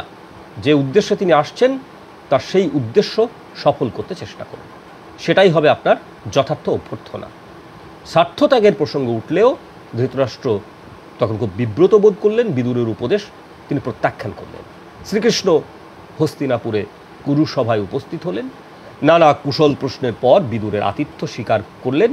পরম ভক্ত বিদুর ভক্তিভরে শ্রীকৃষ্ণকে বলছেন, হে পদ্ম পলাশ লোচন, তোমার দর্শনে যে প্রীতি লাভ করেছি তা তোমাকে কি বলবো।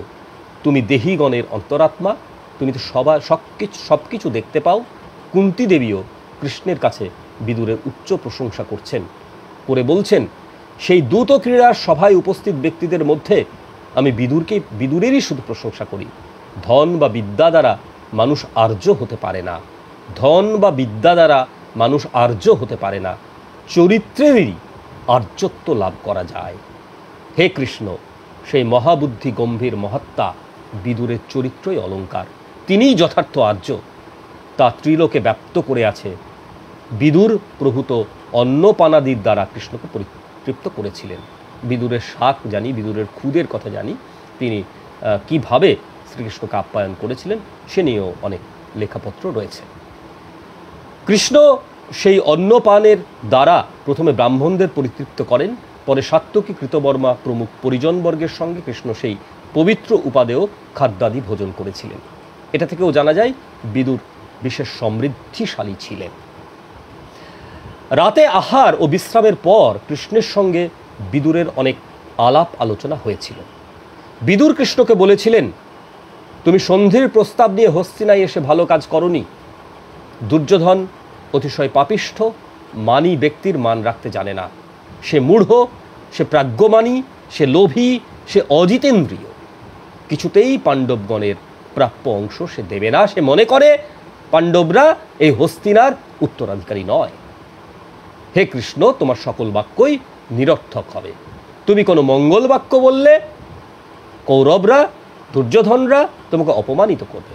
কুরুসভায় অনেক ক্ষুদ্রাত্মা পাপচিত্ত ব্যক্তি আছে, সেই সকল দুষ্টদের মধ্যে তুমি প্রবেশ করবে, এটাকে আমি সঙ্গত মনে করছি না। তোমার প্রজ্ঞা, পৌরুষ ও প্রভাব আমি বিলক্ষণ জানি, তথাপি প্রীতিবশত তোমাকে এই কথাগুলো বললাম। উত্তরে ভগবান শ্রীকৃষ্ণ বলছেন, হে বিদুর, তোমার মতো মহাপ্রাজ্ঞ ব্যক্তির যেরকম বলা উচিত তুমি সেরকমই বলেছ। পুত্রের কল্যাণার্থে পিতামাতার যেমন বলা উচিত তুমি আমাকে সে কথাই বলেছ। কিন্তু কুরু পাণ্ডবের এই বিবাদে মধ্যস্থ রূপে শান্তির চেষ্টা না করলে ভবিষ্যতে লোকে বলবে যে কৃষ্ণ এই সর্বনাশ নিবারণের জন্য কোনো চেষ্টাই করেননি। এই কারণেই আমি এখানে এসেছি, ভবিষ্যতের কথা ভেবে এসেছি।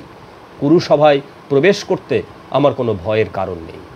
রাজন্যবর্গ মিলিতভাবে আমাকে আক্রমণ করলেও আমি ক্রুদ্ধ হলে আমার সম্মুখে দাঁড়াতে পারবে না। এইভাবে নানা রকম কথাবার্তায় কৃষ্ণ বিদুর সেই রাত্রি বিনিদ্র যাপন করলেন।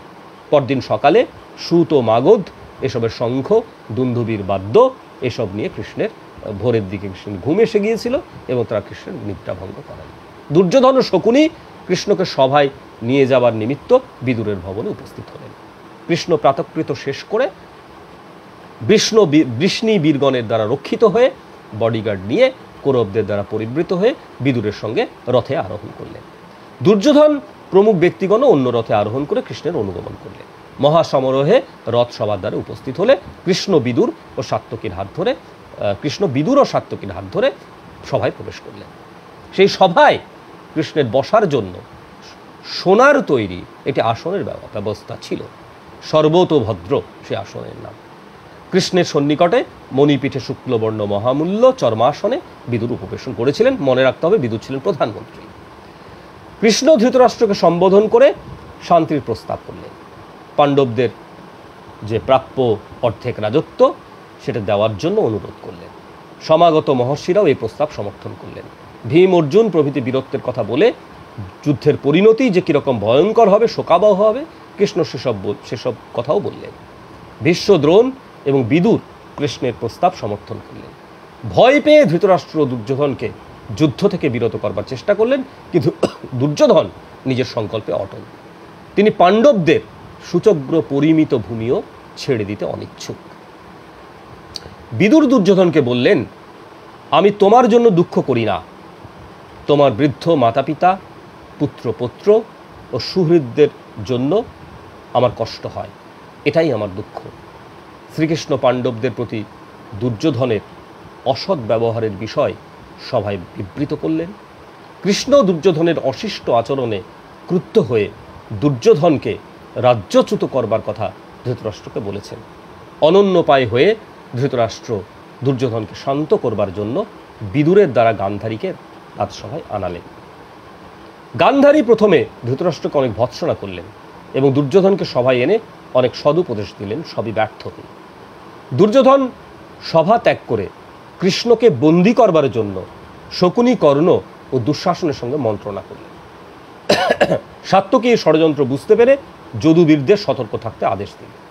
মহামতি বিদুর এই চক্রান্তের কথা শুনে খুব বিচলিত হলেন এবং ধৃতরাষ্ট্রকে এই ষড়যন্ত্রের বিষয়ে জানিয়ে বললেন, এই রকম দুঃসাহস দেখালে দুরাত্মা দুর্যোধন বিনাশপ্রাপ্ত হবে। শ্রীকৃষ্ণকে বন্দী করতে যাওয়া মানে আগুনে পতঙ্গের ঝাঁপ দেওয়ার সমার্থক।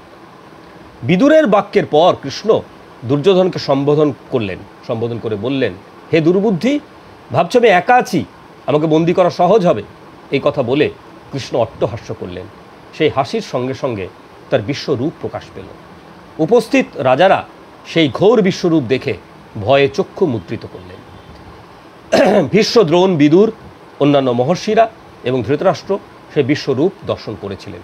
ধৃতরাষ্ট্রের প্রার্থনায় কৃষ্ণ সাময়িকভাবে তাকে দৃষ্টিশক্তি দান করেন।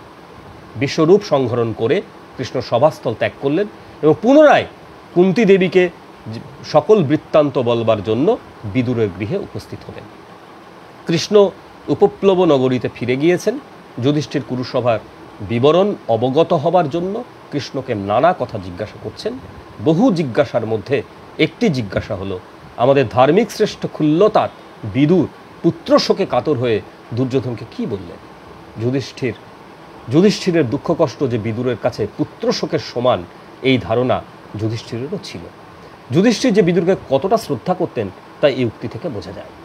গান্ধারী, ধৃতরাষ্ট্র ও বিদুর উভয়কেই হস্তিনার রাজারূপে নির্দেশ করেছিলেন। কৃষ্ণের উক্তি থেকে সে কথা জানা যায়। অর্থনীতি বিষয়েও বিদুর যথেষ্ট জ্ঞান রাখতেন। মহারাজ পাণ্ডু দুই পত্নীকে নিয়ে যখন অরণ্যে চলে যান, তখন ধৃতরাষ্ট্রই রাজ্য শাসন করতেন। ধৃতরাষ্ট্রই রাজা হয়েছিলেন। ধৃতরাষ্ট্রের প্রধান সহায় ছিলেন, প্রধানমন্ত্রী ছিলেন বিদুর। রাজকোষের দেখাশোনা, কর্মচারীদের তত্ত্বাবধান প্রভৃতি কাজের ভার ছিল মহামতি বিদুরের ওপর। দুর্যোধনের পাপ চক্রান্তে অধীর হয়ে বিদুর একদিন পিতৃকল্প ভীষ্মদেবকেও প্রকাশ্য সভায় ভৎসনা করেছিলেন। কুলকলঙ্ক দুর্যোধন এই বংশের কে? তুমি কেন লোভাতুর দুর্যোধনের অভিমতের অনুবর্তন করছো? বিদুর ভীষ্মদেবকে পিতার মতো ভক্তি করতেন। ভীষ্মের স্নেহ যত্নে তিনি লালিত পালিত হয়েছেন, এই কথা তিনি কখনো ভুলেননি। ভীষ্ম কোনো সভায় উপস্থিত থাকলে সেই জায়গায় তিনি আপনাকে ভীষ্মের অধীন বলে মনে করতেন। তাই দুর্যোধনের অসঙ্গত রাজ্য লোভ দেখে পরম ক্ষোভে ভীষ্মকে বিদুর বলছেন, আমি এবং ধৃতরাষ্ট্র তোমার অঙ্কিত চিত্রের মতো, অর্থাৎ তোমার ইচ্ছার বিরুদ্ধে কিছু করতে পারি সেরকম সামর্থ্য আমাদের নেই। পুনরায় বিদুর অতি দুঃখে বলছেন, ভরতবংশের সমূহ বিনাশ উপস্থিত দেখছি। এই বিপদকালে যদি তোমার বুদ্ধি লুপ্ত হয়ে থাকে, তবে ধৃতরাষ্ট্র এবং আমাকে নিয়ে বনে যাত্রা করো। ভীষ্মের ওপর তার গভীর শ্রদ্ধা ছিল। ভরতবংশের প্রতি তিনি অকৃত্রিম মঙ্গলাকাঙ্ক্ষী ছিলেন। এ কথাগুলো পরিষ্কার। দত্তকর্মে বিফল হয়ে শ্রীকৃষ্ণ চলে গেলেন উপপ্লব নগরে। কুশাগ্রধী শ্রীকৃষ্ণ কুরুসভায় সবার মনোভাব বুঝতে পেরেছিলেন। কথা প্রসঙ্গে তিনি যুধিষ্ঠিরকে বলেছিলেন, ভীষ্ম এবং দ্রোণ সভাস্থলে বলেছেন, যা যা বলেছেন তা সঙ্গত বলে মনে হয় না। একমাত্র বিদুর ছাড়া সকলেই দুর্যোধনের মতের অনুবর্তন করে থাকেন। শ্রীকৃষ্ণের এই কথা থেকেও বিদুরের ন্যায়পরতার বিষয় জানা যায়। কারো কিছুমাত্র তোষামত করা বিদুরের স্বভাব ছিল না। তিনি অন্যায় করেন না, তিনি অপরের অন্যায় আচরণ সহ্যও করেন না। কুরুক্ষেত্রের মহাযুদ্ধে তিনি কোনো পক্ষেই যোগ দেননি। নির্লিপ্ত দ্রষ্টার মতো নিজের বাড়িতে থেকে এই ভয়ঙ্কর লোমহর্ষণ ব্যাপার শুনেছেন। ভীষ্ম, দ্রোণ, কর্ণ, শল্য ও সৌপ্তিক পর্বে আমরা বিদুরের কোনো কথা শুনতে পাই না। যুদ্ধ শেষ হয়েছে, ধৃতরাষ্ট্র শতপুত্রের শোকে মুহ্যমান। বিদুর ধৃতরাষ্ট্রের কাছে বসে তাকে নানা রকমের সান্ত্বনা দিচ্ছেন। কখনো সংসারের অনিত্যতার কথা বলছেন, কখনো নিয়তির বিধানের নানা কথা কীর্তন করছেন। সেই যোগযুক্ত পুরুষের মতো বিদুর শ্রীমদ্ ভগবদ্ গীতার উপদেশ দিচ্ছেন। এই দেবদুর্লভ চরিত্রের জন্য বিদুর মহাভারতে সবার শ্রদ্ধার পাত্র। ধৃতরাষ্ট্রের আদেশে গান্ধারী প্রমুখ শোকার্তা কুরু নারীদের সঙ্গে নিয়ে বিদুর কুরুক্ষেত্রের মহাশ্মশানে উপস্থিত হলেন। এই লোকক্ষয় বিদুরের হৃদয়কেও বিচলিত করেছে। তিনি বিধবা নারীদের থেকেও অধিকতর শোকাকুল হয়েছেন, কিন্তু বাইরে সেই শোকের কোনো লক্ষণ প্রকাশ করছেন না। পুত্র শোকে ভুলুণ্ঠিত ধৃতরাষ্ট্রকে বিদুর অমৃত বাক্য বলছেন, অমৃত বাক্যের দ্বারা সান্ত্বনা দিচ্ছেন। স্ত্রী পর্বের 2য় অধ্যায়ে সে কথা বিবৃত আছে। শোকাতুর মানব চিরকাল সেই বাক্য অমৃত পান করে শান্তি পায়। তিনি বলছেন, রাজন, তুমি ভূমিতে পড়ে থেকো না, তুমি ওঠো, নিজেকে আশ্বস্ত করো, সংযত হও। মহারাজ, মৃত্যুই প্রাণীদের শেষ পরিণতি। সকল সঞ্চয়ই পরিণামে ক্ষয় হয়, পতনেই উত্থানের পরিসমাপ্তি। মিলনের শেষ ফল বিচ্ছেদ এবং মৃত্যুতেই জীবনের অবসান। মৃত ব্যক্তিদের তাদের জন্মের পূর্বে দেখা যায়নি, এখনো দেখা যাবে না। তারা তোমার কেউ নয়, তুমি তাদের কেউ নও। জন্মের আগে কোনো মানুষের যে অভাব তা অনাদি, তার কোনো আরম্ভ নেই। মৃত্যুর পরে মানুষের যে অভাব তা অনন্ত, তার কোনো অন্ত নেই। মাঝখানের এই ছোট্ট একটা সময়কাল, সেটিই হচ্ছে আমাদের বেঁচে থাকা। মনে রাখবে, মৃত্যুতেই জীবনের অবসান। মৃত ব্যক্তিদের যারা জন্মের পূর্বে দেখা যায়নি, তাদের এখনো দেখা যাবে না। তারা তোমার কেউ নয়, তুমি তাদের কেউ নও। তবে আর শোকের কারণ কি? সেই মহাত্মারা বীর ক্ষত্রিয় ছিলেন। যুদ্ধ মৃত্যু তাদের কাছে আশীর্বাদ স্বরূপ। তাদের মৃত্যুতে শোক করা উচিত নয়। জন্ম জন্মান্তরে হাজার হাজার মাতা পিতা স্ত্রী পুত্রের সঙ্গে সম্বন্ধ ঘটে। তাদের সঙ্গে আমাদের এবং আমাদের সঙ্গে তাদের স্থায়ী সম্বন্ধ কোথায়? দুঃখের কারণকে চিন্তা না করে দুঃখের নিবৃত্তির উপায় খোঁজো। চিন্তা করলে দুঃখের উপশম হয় না, পরন্তু দুঃখ বহুগুণে বৃদ্ধিপ্রাপ্ত হয়। বিদুরের এই অমৃত বাক্যে ধৃতরাষ্ট্র আশ্বস্ত হচ্ছেন। এই প্রথম তিনি আশ্বস্ত হলেন, শান্তি লাভ করলেন। তারপর ধৃতরাষ্ট্রের বিবিধ প্রশ্নের উত্তরে বিদুর বহু উপদেশের দ্বারা শোকাতুর বৃদ্ধ ধৃতরাষ্ট্রকে সান্ত্বনা দেওয়ার চেষ্টা করছেন। বিদুরের উপদেশ অনুযায়ী পুত্র স্নেহাতু স্বার্থপর হতভাগ্য ধৃতরাষ্ট্র কাজ না করলেও বিদুরের শুদ্ধ বুদ্ধিকে ধৃতরাষ্ট্র চিরকাল শ্রদ্ধা করতেন। সন্ধি করতে দুর্যোধন সম্মত না হয়, বিদুর সেই সময় যে আর্তনাদ করেছিলেন এবং যে সকল ভবিষ্যৎবাণী করেছিলেন, অনেক বীর পুরুষের মৃত্যুকালে তা স্মরণ করেছেন। উলুকের মৃত্যুতে শকুনি, উলুক ছিলেন শকুনির পুত্র, উলুকের মৃত্যুতে শকুনি বিদুরের হিত বাক্য স্মরণ করেছিলেন। হতবন্ধু দুর্যোধনও দ্বৈপায়ন হ্রদে প্রবেশের আগে তিনি ধর্মশীল বিদুরের হিত বচন স্মরণ করেছিলেন। শোকসন্তপ্ত ধৃতরাষ্ট্র একসময় বলেছিলেন, আমি নিতান্তই দুর্মতি, হিতকাম মহাত্মা বিদুরের হিতবাক্য না শুনে আজ শোকে দগ্ধ হচ্ছি। মন্দ বুদ্ধি দুর্যোধনকে পরিত্যাগ করার কথা বিদুর বারবার আমাকে বলেছিলেন, অন্যায় পাশা খেলা বন্ধ করতে। দীর্ঘদর্শী বিদুরের কোনো কথাই আমি শুনিনি। আমি দুর্যোধনকেই ফলো করেছি, অনুবর্তন করেছি, তার ফলই আজ ভোগ করছি। বিদুরের মুখের ভাষাও ছিল অনুপম। কুরুক্ষেত্রের যুদ্ধের পর বিদুরকে একান্ত আশ্রয় রূপে অবলম্বন করে ধৃতরাষ্ট্র পাণ্ডবদের রাজ্য হস্তিনাপুরে বাস করেছেন। হৃতরাজ্য উদ্ধার করে যুধিষ্ঠির হস্তিনার সিংহাসনে আরোহণ করলেন। মহামতি বিদুরকে তিনি প্রধান সচিবের পদে বরণ করলেন। সচিবের পদে সভাপর্বে দেখতে পাচ্ছি ইন্দ্রপ্রস্থে রাজস্ব যজ্ঞের সময়ও যুধিষ্ঠির অর্থ সংক্রান্ত ব্যাপারে বিদুরকেই কর্তৃত্ব দিয়েছেন। হস্তিনায় যুধিষ্ঠিরের রাজত্বের 15 বছর অতীত হয়েছে। আমরা এখানে খেয়াল করছি এই যে ধর্মের অংশাবতার তিনি কিন্তু অর্থ দপ্তর সামলাচ্ছেন। আমরা জানি যে আমাদের অভিধানকারেরা বিশেষ করে নিরুক্তকার ধর্মের যে সমস্ত ব্যুৎপত্তি বলেছেন তার মধ্যে একটি হচ্ছে যা আমাদের সম্পদ প্রদান করে, যা থেকে অর্থ আসে তাই হচ্ছে ধর্ম। অর্থাৎ এখানে আমরা ধৃধাতুর উত্তর ধৃধাতু দিয়ে যে ধর্মকে পাচ্ছি, যা এটা কিন্তু সেটা নয়, এটা এখানে ঋধাতু, এই ঋধাতুটার হচ্ছে যা আমাদের অর্থ আনয়ন করে। সুতরাং এই ধর্ম আমাদের অর্থের পথ অর্থাৎ সম্পদের পথকে আরও সুগম করে, যে জন্য অর্জুন এবং পরবর্তীকালে কৌটিল্য অর্থকে প্রধান পুরুষার্থ বলেছিলেন। যদিও যুধিষ্ঠির, বিদুর এরা কিন্তু ধর্মকেই প্রধান পুরুষার্থ বলছেন এবং ধর্মের দ্বারাই অর্থের পথ প্রশস্ত হয় সে কথা তারা বলছেন। অর্থাৎ এখানে অর্থটা অনেকটা মরালিটির সঙ্গে যুক্ত, অর্থাৎ অনেকটা কল্যাণকামী যে অর্থনীতি, সেই অর্থনীতির কথা বিদুর বারবার বলেছেন বিভিন্ন জায়গায়। যুধিষ্ঠির সিংহাসন দখল করার পর 15 বছর তার সিংহাসনে বসা হয়ে গিয়েছে। ভীম প্রায়ই ধৃতরাষ্ট্রকে শুনিয়ে বলতেন, ধৃতরাষ্ট্রকে খারাপ কথা বলতেন, বারবার বলতেন যে ধৃতরাষ্ট্রের 100টা ছেলেকে তিনিই হত্যা করেছেন। ভীমের রোজ এই কটূক্তি শুনতে শুনতে ধৃতরাষ্ট্র আর সহ্য করতে পারলেন না। তিনি বিদুরকে তার কষ্টের কথা বললেন এবং তিনি ঠিক করলেন যে এখানে আর থাকবেন না এবং ধৃতরাষ্ট্র বনগমনে প্রস্তুত হলেন। গান্ধারী, কুন্তী, বিদুর এবং সঞ্জয়ও ধৃতরাষ্ট্রের সঙ্গে অরণ্য যাত্রা করলেন। কার্তিকী পূর্ণিমার দিন তারা যাত্রা করেছিলেন, বিদুর সঙ্গে ছিলেন। ভাগীরথী তীর থেকে কুরুক্ষেত্রে গিয়ে তাদের রাজর্ষি শতযূপের আশ্রমে বাস করেছিলেন, বলকল পরিধান করলেন। বিদুর, ধৃতরাষ্ট্র তারা তপস্যা দ্বারা কৃশ হয়ে গেলেন। কিছুদিন পর পাণ্ডবরা সপরিবারে বিদুরের সঙ্গে, ধৃতরাষ্ট্রের সঙ্গে আশ্রমে দেখা করতে গেলেন। সেখানে বিদুরকে দেখতে না পেয়ে তার কথা জিজ্ঞেস করলে ধৃতরাষ্ট্র বললেন, হে পুত্র, বিদুর কুশলে রয়েছেন, তিনি ঘোর তপস্যায় নিরত আছেন।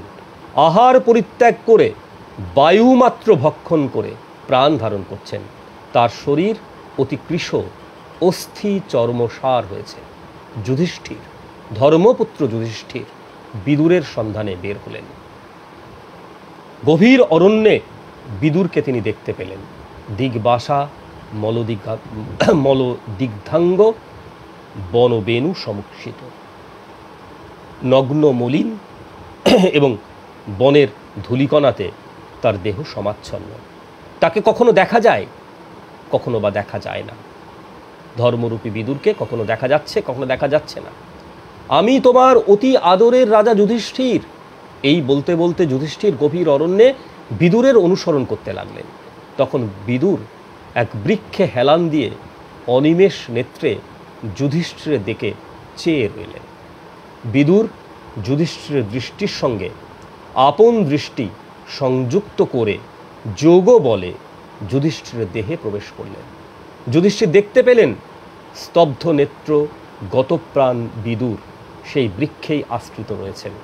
বিদুরের এই অনুপ্রবেশে যুধিষ্ঠির যেন নিজেকে দ্বিগুণ বলবান বলে অনুভব করলেন। তিনি বিদুরের দেহের অগ্নি সংস্কারে ব্রতী হলে অশরীরী আকাশবাণী শুনতে পেলেন। যুধিষ্ঠিরের উদ্দেশ্যে আকাশবাণী হল, রাজা, বিদুরের দেহ অগ্নিতে দগ্ধ করো না। বিদুর জ্যোতি ধর্ম গ্রহণ করেছিলেন, এই জন্য তার দেহের অগ্নি সংস্কার হবে না। বিদুরের জন্য শোক করা উচিত নয়। আশ্রমে ফিরে এসে যুধিষ্ঠির সবাইকে এই ঘটনা জানালেন। ধৃতরাষ্ট্র প্রমুখ সকলেই বিস্মিত হলেন, অবাক হলেন। মহামতি বিদুরের এই প্রকার নির্বাণ বা তিরোভাবের তাৎপর্য রয়েছে। যুধিষ্ঠির ধর্মের পুত্র বলে খ্যাত, বিদুরও ধর্মের অংশ থেকে উৎপন্ন। এই কারণে সম্ভবত ধর্মে লীন হয়েছেন। বিদুরের হিতবচন কৌরবরা বারবার উপেক্ষা করেছিলেন। এই জন্য তাদের সকৃত পাপের চরম প্রায়শ্চিত্ত করতে হয়েছে। বিদুরের চরিত্রে কোনো কুলুষের ছায়ামাত্র নেই, এ কথা বলছেন ব্যাসদেব। এই বিগ্রহবান ধর্ম প্রায় শতবর্ষ পরমায়ু লাভ করেছিলেন। তার অনুপম আচরণ ও অমৃত বাণী মানব সমাজের অবিনশ্বর সম্পদ হয়ে রয়েছে। বিশেষ করে আমরা তাকে মনে রাখব নীতিশাস্ত্রের একজন প্রণেতা হিসেবে।